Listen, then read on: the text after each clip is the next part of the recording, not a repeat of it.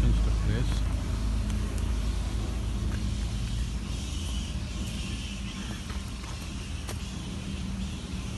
Only the area that is required has been demolished, and the concrete structure. Things that are falling outside the demarcated area haven't been.